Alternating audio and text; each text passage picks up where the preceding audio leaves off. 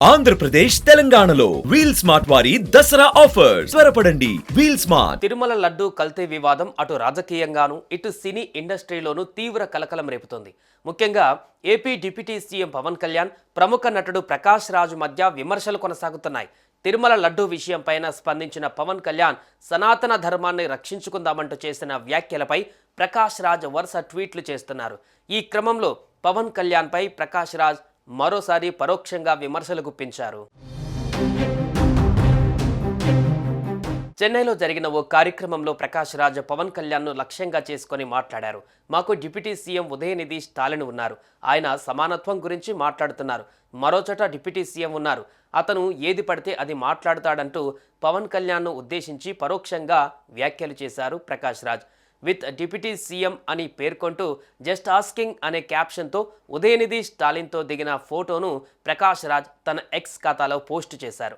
అయితే ఏం చెప్పాలనుకుంటున్నావో మ్యాటర్ రాయకుండా జస్ట్ ఆస్కింగ్ అంటే నీ పిచ్చి పీక్స్కు చేరుకుందని ప్రకాష్ రాజ్పై పవన్ ఫ్యాన్స్ మండిపడుతున్నారు.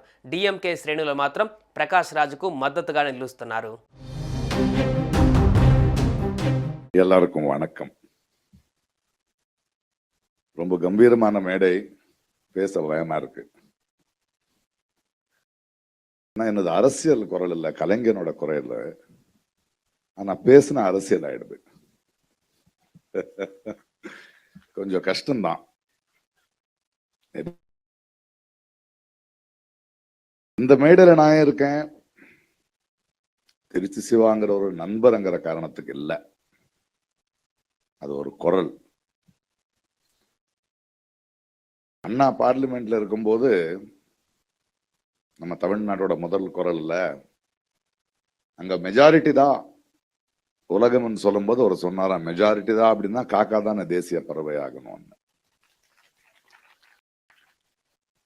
கலைஞர் இருக்கிற வரைக்கும் நமக்கு எனக்கு பேச வேண்டிய அவசியம் இல்லை. என்ன போன்றவங்களுக்கு நிம்மதியா இருந்தோம், நமக்காக பேச ஒருத்தர் இருந்தார்.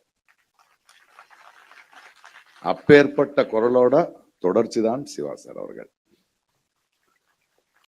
என்ன வரும்போது யாரோ ஒருத்தர் கேட்டாங்க, என்ன பிரகாஷ் ரொம்ப தைரியமா உண்மையா பேசுற நீ என்ன? நான் சொன்னேன், தைரியமா பேச, உண்மை சொல்றதுக்கு தைரியம் எதுக்கு, பொய் சொல்றதுக்கு தானே தைரியம் இருக்கணும். நம்ம ஊர்ல ஒரு பஸ்ல ஒரு போர்டு போடுவோம், திருடங்க இருக்காங்க ஜாகிரதை என்ன, அதுதான் நம்ம எல்லாம் போடுறோம். ஆனா திருடனுக்கு வலிக்குது இல்லையா? இங்க இருக்கிற எல்லா குரல்களும் நம்ம அந்த மாதிரி போர்டு போடுறோம். என்னுடைய மொழியை திருடாத, என்னுடைய அடையாளமான என்னுடைய தனித்துவத்தை திருடாத, என்னை காத்துட்டு இருக்கிற என் மாநிலத்தை திருடாதன்னு. ஆனா திருடனுக்கு வலிக்குது, வலிக்கட்டும், பரவாயில்ல. அப்பேற்பட்ட குரல்களோட இங்க வர்றதும் இந்த நிகழ்ச்சியில நான் நிக்கிறதும் எனக்கு ரொம்ப சந்தோஷமா இருக்கு.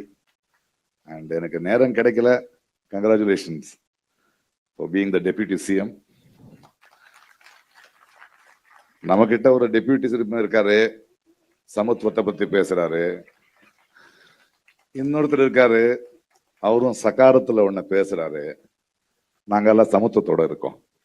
ஓகேயா? Thank you, thank you.